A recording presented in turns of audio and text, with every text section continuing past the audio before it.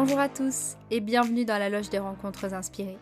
Dans ce podcast, nous partirons à la rencontre de personnes profondément vivantes et inspirantes qui nous raconteront comment elles incarnent leur évolution personnelle voire spirituelle dans leur vie personnelle et dans leur profession. Je m'appelle Alexandra et j'ai le plaisir de partir aujourd'hui avec vous à la rencontre d'une femme de 37 ans qui a décidé depuis le confinement de se consacrer à sa créativité. Bonjour Capucine. Bonjour, enchantée Alexandra. De même. Alors, est-ce que tu pourrais nous expliquer un petit peu ton parcours professionnel jusqu'ici? J'ai fait plein de boulots un peu différents les uns des autres, depuis que, j'ai eu la possibilité d'être dans la vie active. Donc on va dire que j'ai commencé à mes 18-19 ans par une femme de ménage, voilà, dans des banques. Donc ça a pas duré longtemps, mais c'est toujours un peu intéressant comme expérience. Juste le la manière dont les gens voient les femmes de ménage, celles qui viennent vous permettre, que vos bâtiments soient propres et qu'on ne reconnaît pas. C'est sympathique. Après j'étais animatrice et ce métier m'a amenée en Creuse et j'ai fait ce métier pendant, je sais pas, peut-être on va dire 2-3 ans et du coup, par le biais de ce métier, je suis arrivée à la formation de monitrice éducatrice à Limoges.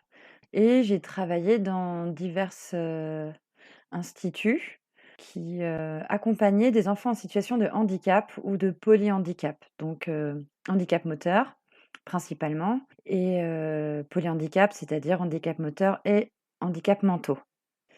Et au bout de 3 ou 4 ans, je suis tombée enceinte et donc du coup, j'ai décidé d'arrêter mon travail pour me consacrer à ma grossesse et puis aux premières années de ma fille et pendant les premières années, de vie de ma fille, je suis devenue artisan, couture et j'ai fait ça pendant 4 ans, 5 ans, on va dire et puis du coup, j'ai arrêté et ensuite, j'ai travaillé, dans une ressourcerie, donc un lieu où on récupère, des objets dont les personnes ne veulent plus pour les revaloriser et les mettre en vente, dans l'idée de la seconde main. Donc pas cher, accessible, voilà, dans une idée, écologique, éthique et économique.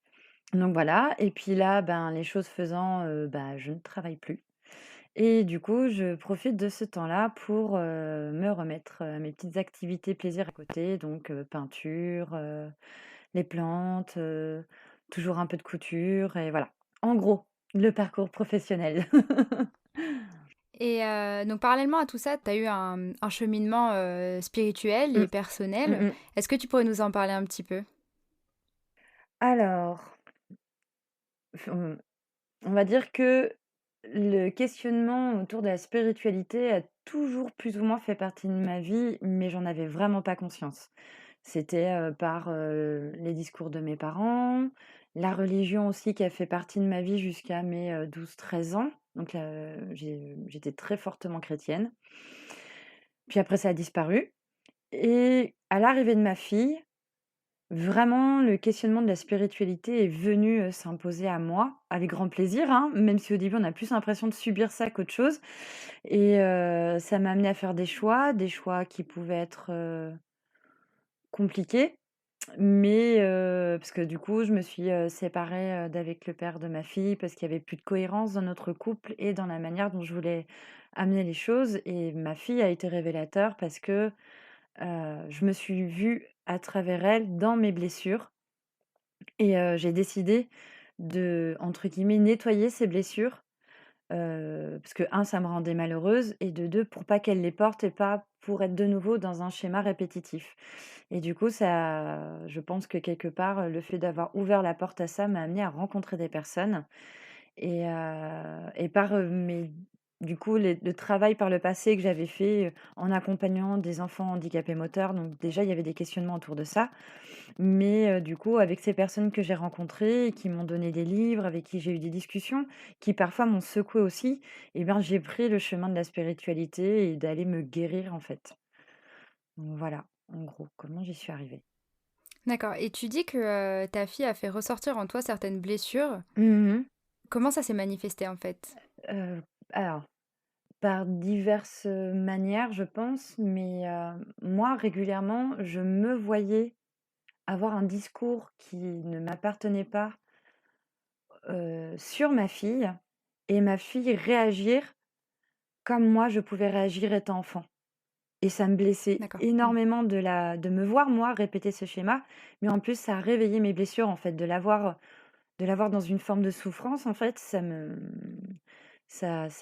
renvoyait à des souvenirs que j'avais enfouis au fond de moi et je pourrais même pas dire exactement quel souvenir c'était, mais c'était plus des ressentis en me disant: «Ah je connais cet état en fait».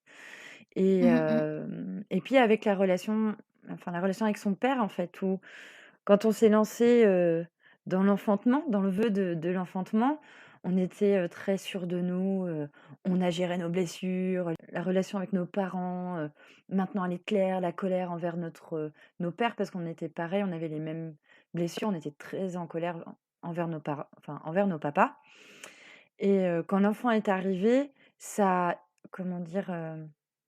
Quelque part exalté ou ça a rendu plus fort en fait, Mmh mh. cette relation en fait avec nos papas, nos colères intérieures, notre relation à nous-mêmes en fait et c'est devenu très explosif avec le père. C'est quelqu'un de très bien, hein, c'est juste qu'on voilà, ça a appuyé encore plus sur nos blessures et on a appuyé l'un l'autre sur les blessures de l'un et l'autre. Enfin, c'était vraiment et moi je voulais pas amener ça à ma fille. Et je me suis partie sur l'idée que, je veux montrer encore aujourd'hui à ma fille qu'un adulte, c'est toujours, une personne en devenir, qu'elle a le droit aux erreurs et qu'elle a le droit de grandir et d'évoluer et de changer d'idée, en fait. Qu'un adulte, c'est pas un état fini, point barre. C'est toujours en mouvement, c'est toujours en évolution, voilà. Mmh. Donc voilà. Mais c'est intéressant parce que tu dis que tu pensais avoir, réglé beaucoup de choses Mmh.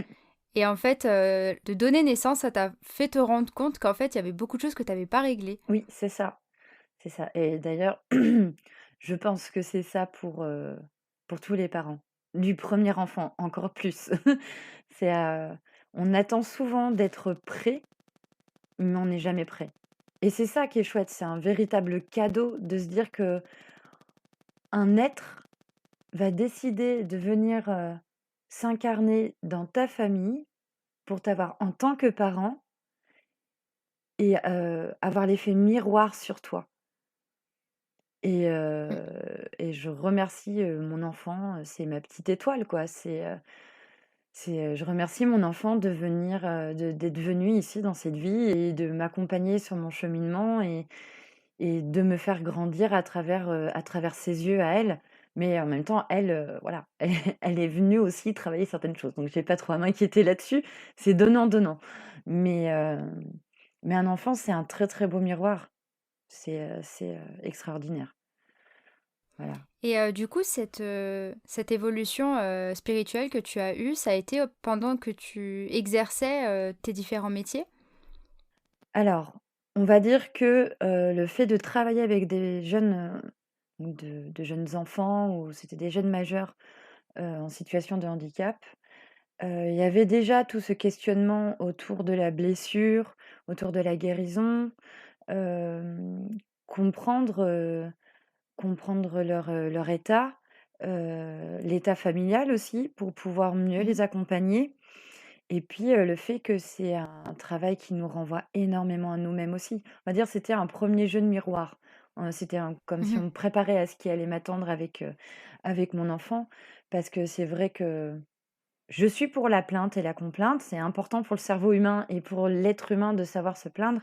Mais quelquefois, c'est intéressant de se retrouver face à des enfants qui vivent des histoires de vie, mais c'est extraordinaire et c'est extraordinaire dans le sens que c'est terrible des fois ce qu'ils vivent. C'est des situations familiales, des situations de vie, en plus l'adolescence, c'est la crise identitaire, c'est doublé par la situation physique, les envies de tomber amoureux, les envies d'être, dans un groupe d'amis et d'avoir cette différence en plus du reste et de voir qu'ils arrivent à garder le sourire, qu'ils viennent et qu'ils se battent pour continuer demain, qu'ils ont envie d'y croire et que des fois ça chute aussi, ils ont pas envie d'y croire.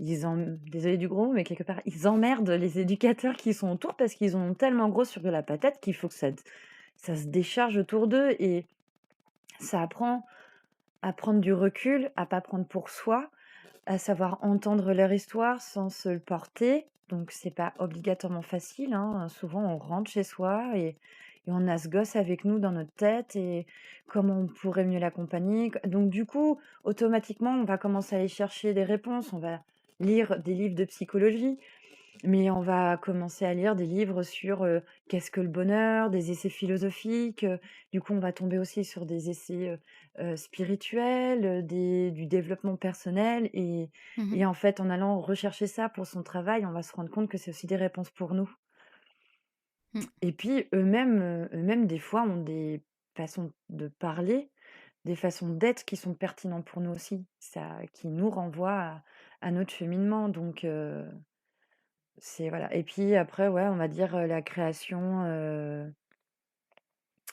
donc l'artisanat, ça m'a là, j'étais vraiment dans les questionnements spirituels et éthiques, voilà. À Mmh. partir du moment où on va, heu, comprendre, chercher nos blessures, quelles sont les origines, même dans la relation amoureuse, avec son compagnon ou avec autrui, ça nous ramène toujours à, ben, l'estime de soi, l'amour de soi et qu'est-ce que je peux mettre en place pour pouvoir commencer à penser ces blessures et à m'aimer un petit peu plus tous les jours? Et c'est vrai que dans le travail artisanal, c'est vraiment se mettre face au comment dire? On se met face au client, on produit quelque chose, ça vient de nous, on aime ce qu'on fait et puis là, on va le poser sur un stand, on va avoir le contact direct avec la clientèle et des fois la clientèle, elle est pas, elle mâche pas ses mots, hein, des fois c'est dur, hein et son ego prend un coup, faut aller au-delà de sa timidité, faut croire en ce qu'on fait. Enfin ouais, ça fait travailler la communication. Clairement, de savoir, parler, raconter une histoire, savoir vendre son produit, savoir parler avec le client, accepter des fois le client, il vient juste pour parler. Voilà, surtout quand on a des facilités à être à être la personne apparemment qui est la bonne oreille pour raconter ses problèmes, voilà, donc moi, je me suis souvent retrouvée avec des clients qui, en fait, n'achetaient rien. Ils me racontaient toute leur vie et leurs problématiques et j'étais là: «Oups, déformation professionnelle, je ne suis pas éducatrice, je veux vendre des robes et des sacs, s'il vous plaît». Mais donc voilà, savoir cadrer aussi ça, ne pas ouvrir la porte à ce que les gens viennent, raconter tous leurs problèmes, mais leur permettre d'avoir un moment de plaisir, qu'ils essaient des vêtements et puis même s'ils achètent rien, que ce moment-là leur appartienne, en fait. Mmh. Donc du coup, oui, tout le travail spirituel que j'ai fait derrière, a rebondi sur mon travail et mon contact Mmh. avec autrui, de toute façon et c'est donnant-donnant.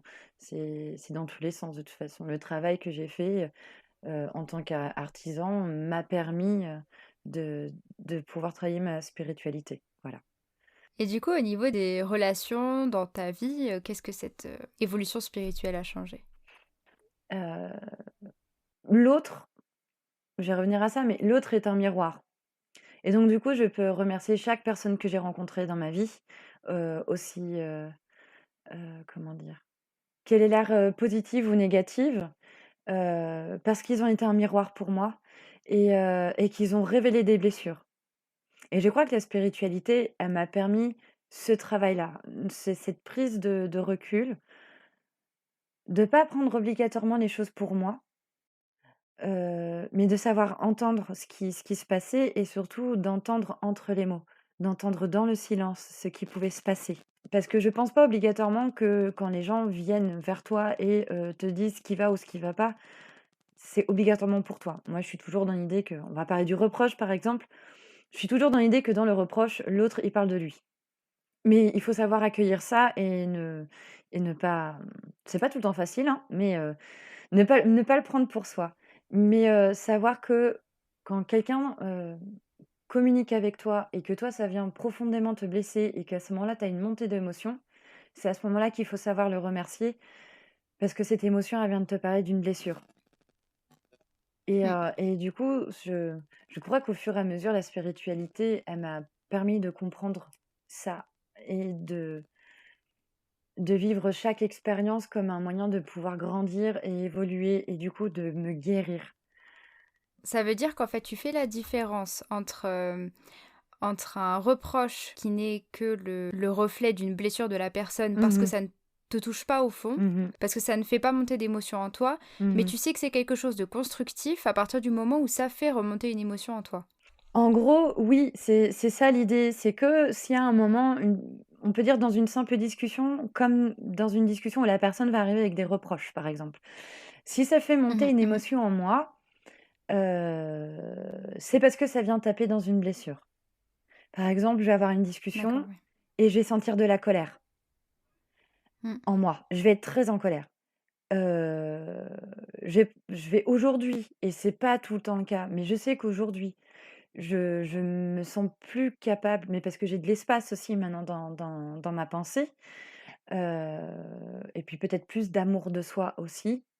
Je vais partir dans mon coin, je vais aller bougonner parce que je suis comme tout le monde, je vais et puis je vais laisser parler cette colère. Parce que pour moi, il n'y a pas de mauvaises émotions. Elles sont juste là, soit on les utilise pour être constructifs. La colère peut être intéressante à un moment donné si elle nous permet de pouvoir, nous défendre de quelque chose et qu'elle est là pour parler, vraiment pour être constructive, Mmh et à ce mh. Mmh. moment-là, on la contrôle en fait parce qu'on va la chercher et on sait pourquoi on la sort. Mais quand elle monte comme ça d'un coup sans aucun contrôle, c'est qu'elle est là pour nous parler et du coup, je préfère aller dans mon coin, bougonner un peu et gratter, me laisser me poser des questions en disant: «OK, tu es là, OK, qu'est-ce qui se passe? Allez, va un peu plus loin. Pourquoi tu es en colère?» «Eh ben, parce que je suis triste, ou parce que je me sens sentiment d'injustice, parce qu'en fait, j'ai l'impression d'être pas reconnue».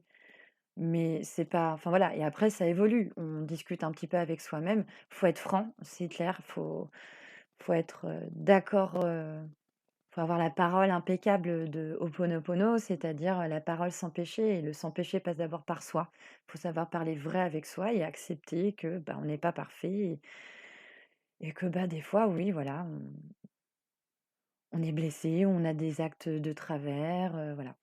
Donc du coup, aujourd'hui, j'arrive à me diriger là-dedans. C'est vraiment tout nouveau, et c'est un jeu presque quelque part. C'est ça qui est chouette, c'est de se dire que paf, on est de nouveau devant cette situation. Alors par le passé, j'ai réagi comme ça, cette fois-ci, on va tester autre chose, et paf, ça marche, ou paf, non, purée, ça marche pas. Bon, allons rattraper un peu rattraper la situation, arrondissons un peu les angles, et puis bon, bah, la prochaine fois, les gars, on va essayer de gérer. Mais voilà, aujourd'hui, je peux me permettre de voir un peu plus la vie comme un jeu, et moins, la tête dans le guidon et être sans cesse dans mes souffrances, Mmh mh. Mmh.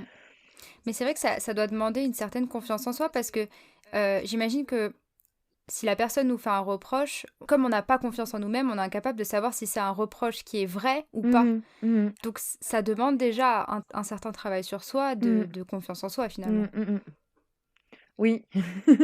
De se Oui. connaître Oui, aussi. voilà, Mmh. c'est de se connaître, ouais, d'être planté comme un arbre, bien ancré, et Mmh. de savoir qui on est, et puis même des fois de s'accorder que les reproches qu'on nous lance, et ben, ça nous ébranle. Mais c'est pas grave au pire. C'est ouais, il y a rien de grave à mes yeux, et puis au pire, si ça t'ébranle, et ben, c'est qu'il y a encore du boulot à faire. Donc banco, OK, allons voir. Donc enfin, il y a pas de choses négatives, il y a que des cadeaux tout le temps. C'est que des cadeaux. Il y a pas d'échecs, il y a des expériences, et du coup, oui, ça demande une certaine confiance en soi. Je sais pas si j'ai confiance en moi, hein, je dis pas ça, hein, mais savoir un peu plus qui je suis, ouais, ouais, et puis Ouais, une connaissance de aujourd'hui, toi plutôt. voilà, c'est ça, une meilleure Mmh mh. connaissance de moi, et puis savoir être dans la compassion aussi. Mmh. Voilà, face à l'autre. L'empathie, c'est pas obligatoirement la meilleure des voies, c'est compliqué, et puis, enfin, ça peut être tout un autre sujet, l'empathie, mais l'empathie, c'est se noyer dans l'émotion de l'autre, donc c'est pas obligatoirement la bonne solution. Être dans la compassion, c'est reconnaître l'autre dans ce qu'il ressent, mais ne pas le porter à sa place. Mmh mh. Donc du coup, c'est savoir être dans la tendresse et la compassion et accepter que l'autre aussi, il est en train de te parler de ce qu'il ressent et de ses blessures. Donc voilà. Mmh. Et du coup, il me semblait que tu m'avais dit que tu étais en couple Oui, tout à fait. actuellement. Et dans ta relation de couple, du coup, qu'est-ce que ça a changé? Alors, qu'est-ce que ça a changé? Être dans le conscient. Ouais, la spiritualité, ça m'a amené ça aussi. C'est être dans le conscient et être d'accord avec ce qu'on fait. Et du coup, aujourd'hui, je suis très contente. L'univers a répondu à mes commandes, mais c'est que je devais être prête. Heu, voilà, parce que j'en ai chié avant, hein, mais je regrette aucune de ces histoires parce que chacune, elles m'ont amené des choses et ça a été tout le temps des révélations et c'est des superbes personnes donc c'était pas fait pour être ensemble, mais voilà. Mais là, aujourd'hui, j'ai vraiment quelqu'un qui est là-dedans aussi. Il est pas dans la spiritualité, pas du tout. Lui, on va dire presque c'est un scientifique. Il a un esprit scientifique, il est plus cartésien, mais moi, ça me permet d'avoir, le droit d'être, un peu plus dans les étoiles parce que je sais qu'il aura tendance à me rattraper par le pied et me dire: «Attends, va pas trop là-haut, reste un peu dans la matière, c'est bien aussi». Et et dans notre façon de communiquer, donc c'est pas tout le temps gagné non plus, mais c'est dans le parler vrai. Voilà, on n'est pas dans le reproche. On cherche vraiment pas à être dans le reproche, à savoir dire: «Ben, moi j'ai ressenti ça, moi j'ai besoin de temps». Donc je sais que dans un des autres podcasts que tu as eu, il y a eu l'explication du parler girafe et du parler chacal. Tout à Donc fait, ouais. voilà, le parler avec le moi, le je, ce que je ressens et l'autre, le tu, qui attaque en fait l'autre. Donc voilà, ça a déjà été, expliqué très bien d'ailleurs, je trouve. Mais donc voilà, on est beaucoup dans le parler du ressenti, l'écoute de l'autre, l'acceptation aussi que l'autre n'est pas tout le temps capable d'entendre ce qu'on dit aussi, que ça peut être compliqué pour l'autre. Donc laisser du temps, heu, ne pas supposer, ce que peut penser l'autre. Parce que c'est souvent ça la problématique, c'est qu'on va essayer de comprendre l'autre, qu'on va, essayer de penser à sa place, qu'on va sans cesse supposer et c'est là souvent où on rentre dans des nœuds parce qu'on n'est pas l'autre en fait. On n'est jamais l'autre. L'autre est une identité à part entière, il est dans sa réalité et il peut pas tout le temps comprendre par ce par quoi je passe. Mais savoir dire, stop ou je suis pas d'accord, j'ai besoin de temps, voilà. Je refais des contrats sans cesse. Lui aussi, hein, je pense de son côté, un peu moins parce qu'il se pose beaucoup moins de questions que moi. Lui, il est plus dans la simplicité, ce qui est bien aussi. Moi, j'ai tendance à me poser des questions et à renouveler mes contrats, mais vu que je suis dans la blessure affective, je suis dans la dépendance affective, j'ai besoin de reposer des contrats. Mais quand je sens qu'il fait des choix dans sa vie qui, moi, me met sur le coup en insécurité, je prends du recul, je réfléchis à toutes les possibilités et me dire: «Est-ce que je suis d'accord ou pas de continuer avec cette personne?» Et bon, pour l'instant, ça a toujours été d'accord. Ça a toujours été, coup de fil au bout de 2 jours: «Bon, j'ai tout vu, je peux trouver ma place là-dedans, à condition que toi, de ton côté, tu puisses entendre que j'ai besoin peut-être qu'on pose ce genre de choses». Voilà, c'est tout le temps accepter de remettre les choses en question et de renouveler le contrat. Du coup, vraiment, ça donne de la matière à la relation amoureuse aussi, parce que Mmh. vraiment, chacun, on est d'accord d'être l'un avec l'autre et ça évite les contentieux aussi. Mmh. Je tiens à ne pas avoir de contentieux. Si je suis pas d'accord, ou si lui, il est pas d'accord, on en parle et on OK. s'appartient pas. Voilà. Alors tu parlais de dépendance affective, est-ce que tu pourrais nous en dire quelques mots? Mmh. Alors la dépendance affective, c'est des blessures, encore une fois et toujours, on va dire.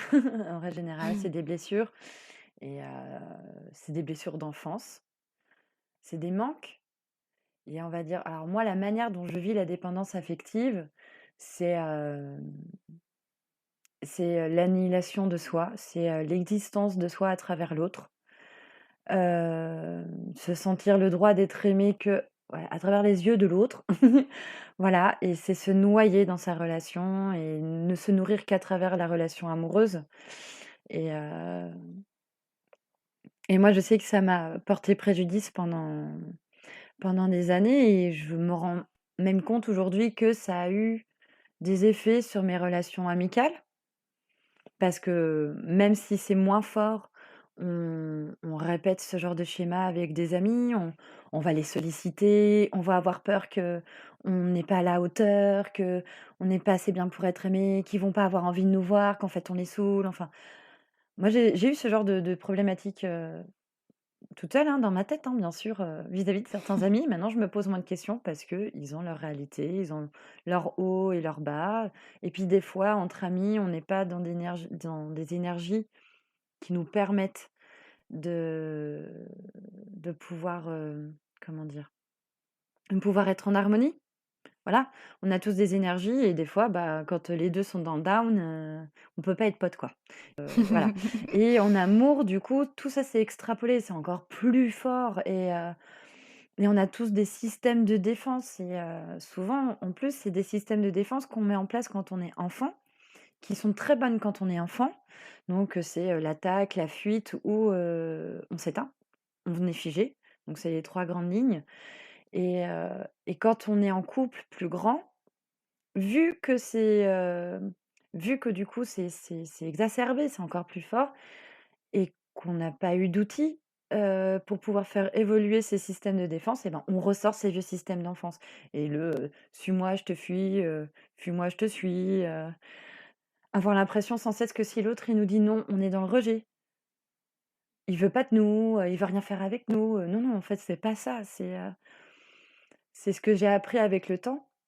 Donc, j'ai écouté beaucoup de vidéos de Véronique Keun que je conseille à tous les gens qui sont dans la problématique de l'amour. Après, il y a plein d'autres personnes qui conseillent très bien en amour. Il y a Jacques Salomé, je pense que ça va parler à tout le monde, qui est extraordinaire sur l'amour de soi, l'amour avec, l'autre dans la relation amoureuse, mais aussi la relation avec ses enfants, la relation amicale et Véronique Keun, vraiment, c'est quelqu'un qui a, été, comment dire?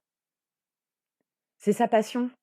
Elle le vit, elle vit les expériences amoureuses, donc ce qui est chouette avec elle, c'est qu'on peut, elle a son expérience qu'elle partage avec les autres quand elle en parle, mais vraiment elle voit tout et elle voit toutes les formes d'amour possibles et la rupture, la jalousie, l'amour libre, le divorce, l'infidélité, enfin tous ces questionnements-là et moi je sais que j'ai été dans des schémas où,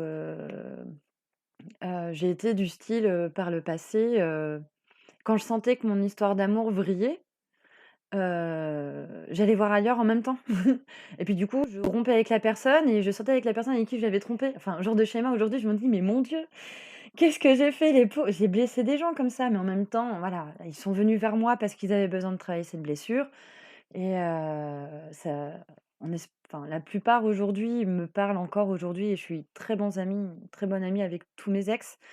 Donc parce que profondément, c'était pas méchant de ma part, Mmh. c'était mes Oui, tu blessures fait ce que et tu as pu en fait, voilà, c'est ça, hein.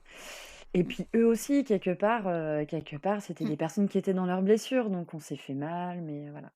Et pour revenir à la dépendance affective, ce qui est intéressant de comprendre, c'est, profondément, c'est que du coup, c'est un problème d'amour-propre, d'amour de soi, d'estime de soi, de confiance, que, on va pas voir son enfant intérieur, qu'on a oublié d'aller le voir et on le fait tous. On Enfin, il y a quelques personnes magiques qu'on rencontre comme ça et ils ont 40 piges et c'est encore des enfants. Ils soignent leur enfant intérieur, c'est extraordinaire et c'est nourrissant. Mais la plupart du temps, en fait, on coupe, le lien avec notre enfant intérieur. C'est pratiquement un cheminement normal parce qu'il faut qu'on comprenne les codes de la vie adulte et de la vie de notre société et dans le système dans lequel on est. Créer des outils aussi pour pouvoir se parer à ce système qui, on va dire aujourd'hui est extraordinaire, hein, notre société nous fait rêver, pour ensuite retrouver notre enfant intérieur et c'est ça qui est incroyable et qui est magique et que je trouve, enfin moi j'adore ce que je vis, c'est tout le cheminement. pour aller à cet enfant intérieur, pour le retrouver, le prendre dans ses bras et l'accueillir et recréer une harmonie et c'est tout ce qu'on va trouver. C'est ce qui est intéressant, c'est pas l'objectif, c'est le chemin qu'on va créer pour y aller. Voilà. Parce que du coup, ben, cet enfant intérieur, il va prendre vraiment de la valeur quand on va le retrouver et quand on va partager les choses avec lui et qu'on va réussir à jongler en disant: «Oh bah là, écoute, c'est l'adulte, OK, donc carré, responsable, organisé et tout et puis là, hop, je te reprends et on va aller s'amuser tous les 2 et on va aller vivre, l'amour, la création, le partage, toutes ces choses-là». Mais du coup, je c'est mon avis personnel, mais je pense qu'il prend plus de valeur quand on a refait le chemin pour y aller. Donc voilà et du coup, on comprend à ce moment-là que dans la relation amoureuse, ce qui fonctionne, ce qui fait que l'autre t'aime plus, c'est quand tu vis ta vie, parce que tu vas l'enrichir.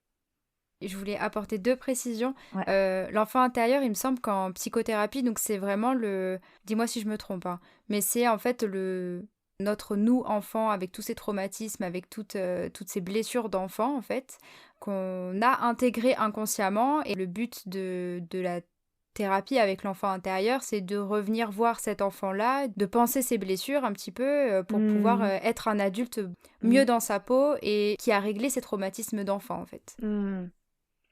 Alors, en psychologie, l'enfant intérieur, ça doit être ça. Après, c'est vrai que moi, quand j'en parle, je pourrais dire que l'enfant intérieur, c'est l'être à l'état pur Ouais, OK. et qu'il est 10 fois plus fort que nous, que celui qu'on est aujourd'hui en tant qu'adulte. Et que on va dire, c'est le porteur de blessures. C'est pas lui qui a été, blessé, c'est cet être en devenir au fur et à mesure. Il y a un moment dans notre vie, on se déconnecte de ça, de tout ce qu'il a à nous apprendre et de tout ce qu'il a à nous dire. Et souvent quand on va le rencontrer, heu, déjà, alors je fais juste vite fait une aparté, mais ça fait pratiquement 2 ans maintenant que je suis une thérapie énergétique, avec Mmh. une personne et elle utilise énormément la sophrologie avec moi. Après, Mmh. elle utilise plein d'autres systèmes énergétiques mais je sais qu'elle utilise un peu cette idée de sophrologie donc elle m'amène à aller rencontrer l'enfant, mais souvent, elle va m'amener rencontrer l'enfant à 7, 10, 12, 16, Mmh. tu Mmh. vois? Et on va dire la première grosse blessure est arrivée à mes 2 ans. Je sais pas ce que c'est et j'ai même pas envie de savoir ce que c'est. C'est inintéressant, ça a pas de sens d'aller chercher. C'est juste savoir là, il y a eu déjà un premier truc et à chaque fois que je vais et surtout quand je vais rencontrer cette petite fille de 2 ans, c'est souvent elle qui me porte dans ses bras en me disant: «Mais pardonne-toi, pardonne-toi en fait, tu plus forte que ça, tu plus costaud, tu plus lumineuse que ce que tu ne penses en fait». Ouais, elle est remplie de tendresse, de douceur et de force et elle sait surtout. C'est ça qui est extraordinaire, c'est son instinct, on pourrait presque dire. Vraiment quelque Mmh. chose de très intuitif, quelque chose un peu primaire, ça se pose pas de questions, les choses elles sont telles qu'elles sont et quelque part quand on a son propre enfant justement, on le voit. Il cherche pas les choses, elles sont instinctives et même aujourd'hui, ma fille a 8 ans, des fois elle me sort des trucs, voyons, en gros, derrière, elle me dit: «Bah, voyons maman, enfin, c'est évident». Pardon, j'ai un peu oublié que c'était évident. Maintenant que tu me le dis, en effet, c'est vrai, j'ai le droit. Mais c'est des trucs tellement pleins de bon sens, c'est génial et enfin, quelque part, l'enfant intérieur, c'est ça les traumas, ils sont après, c'est cet oignon avec toutes ces enveloppes autour et qu'on vient quand on se lance dans le spirituel, dans le développement personnel, c'est ça qu'on va faire. On va enlever déjà cette première couche d'oignon qui est, tellement épaisse. D'ailleurs, on le voit, hein, souvent c'est chiant sur un oignon, cette première couche. Et puis des fois, c'est même un peu pourri en dessous, donc c'est relou. Mais c'est enlever cette grosse première couche d'oignon, donc souvent c'est le moment terrible où on est dans nos angoisses, où les thérapies sont compliquées, on est dans les larmes, on est dans nos blessures. Et puis ensuite, au fur et à mesure, on les enlève, et puis on arrive à quelque chose de beau, de... En fait, l'idée, c'est que la lumière puisse nous traverser. Voilà.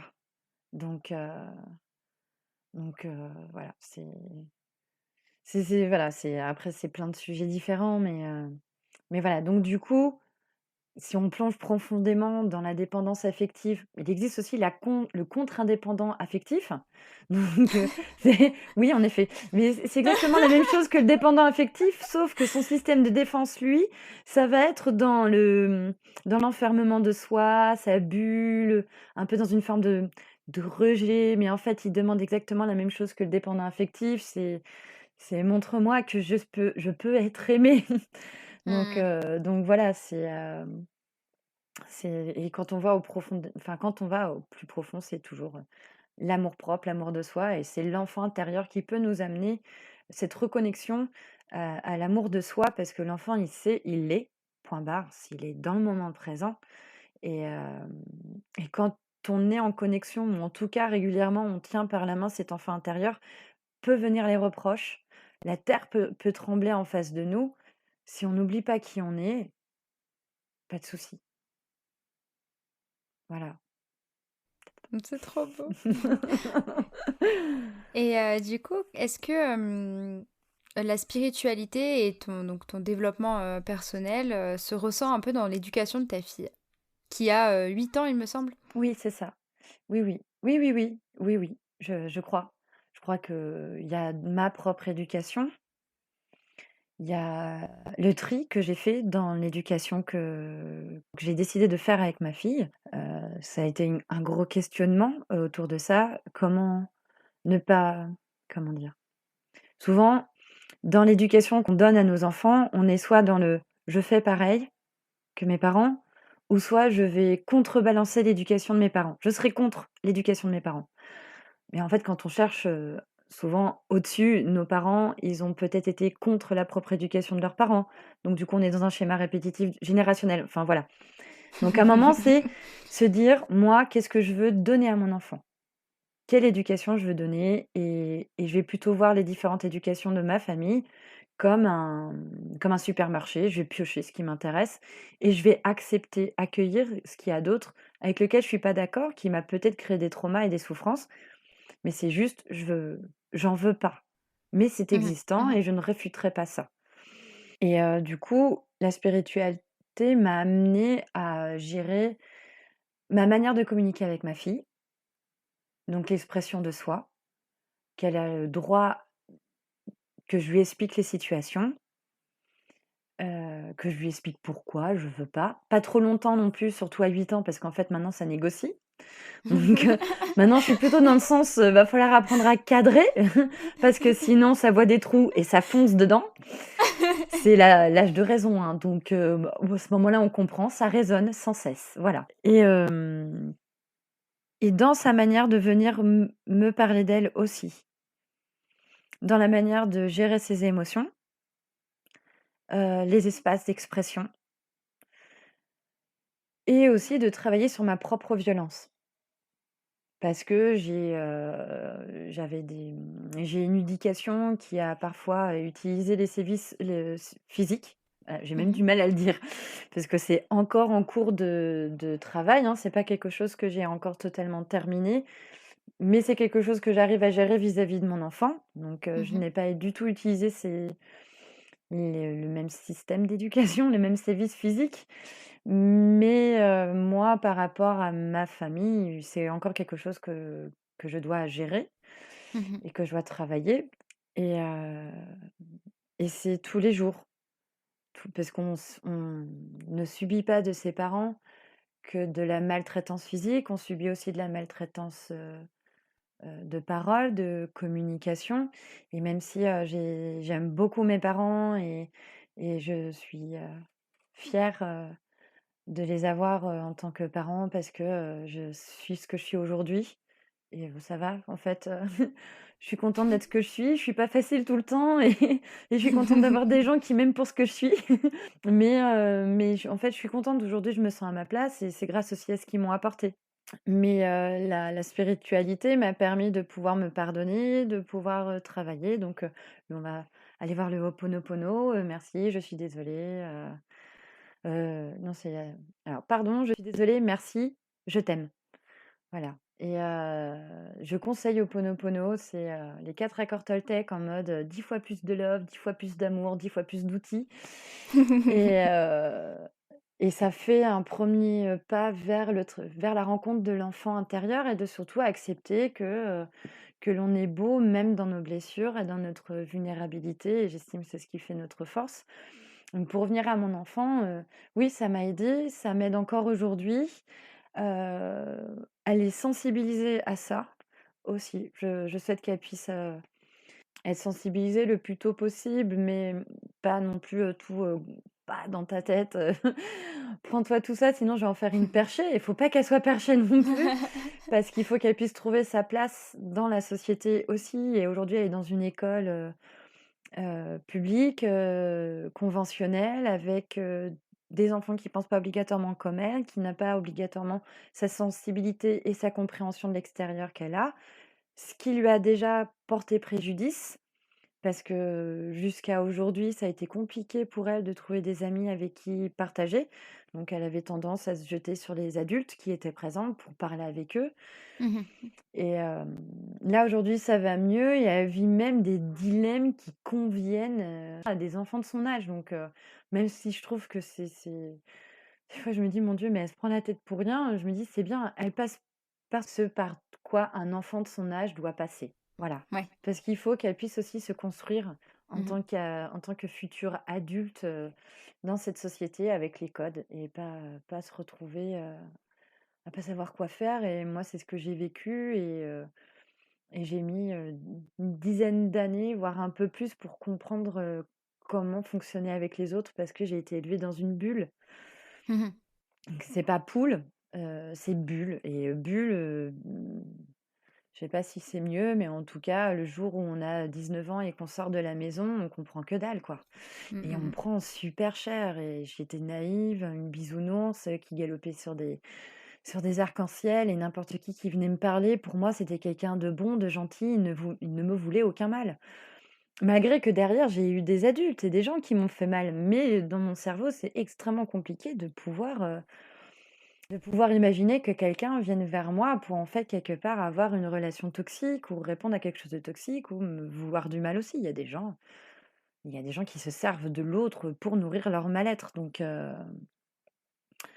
ou leur mal, tout simplement et là et quelque part, si je jongle entre la spiritualité et le conventionnel et ce système avec lequel je suis pas d'accord, c'est pour lui permettre d'avoir un maximum d'outils.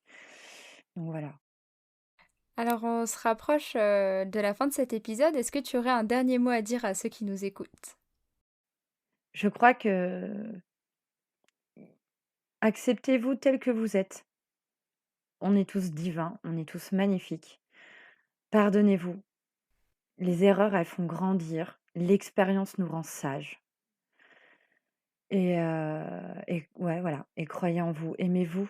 Vraiment. On est tous beaux profondément. Et voilà. L'amour-propre, le pardon. Merci beaucoup. De rien, merci à toi. Vraiment. Alors, est-ce que tu veux qu'on puisse te retrouver quelque part? Est-ce que tu as, par exemple, je sais pas, une, page, Facebook, Insta, sur lequel tu veux qu'on te retrouve ou Oui, oui, on peut me retrouver sur mon compte Facebook. J'ai un Insta où sur l'Insta, je mets un peu plus mes créations. Mmh. Donc tout ce qui est, tapisserie et peinture et petits instants de la vie, voilà. Donc si par hasard vous avez envie de venir papoter avec moi, je suis toute oui, il y a pas de souci. Est-ce que tu peux donner les noms, du coup, de tes comptes? Alors mon compte Facebook, c'est Capucine comme la fleur, Alper, Halp comme Paul, ERT comme Mmh. Tatiana et exactement le même pour l'Instagram. OK, Voilà. super. Bah, je te remercie beaucoup, d'avoir participé à cet épisode, et je te dis, à très bientôt. Oui, merci à toi et voilà, merci à tout le monde. Merci à tous d'avoir écouté cet épisode. J'espère que cette rencontre vous a inspiré autant qu'elle m'a inspiré. Si vous le souhaitez, vous pouvez me suivre sur Instagram en tapant LLDRI-du-bas podcast ou sur la page Facebook La Loge des Rencontres Inspirées. Et vraiment, n'hésitez pas à me contacter, me faire vos retours. Je me ferai un réel plaisir de vous lire. Si vous souhaitez aider ce podcast à évoluer, vous pouvez également aller le noter sur iTunes. Et en attendant de nouvelles rencontres, je vous souhaite une excellente journée et à très bientôt.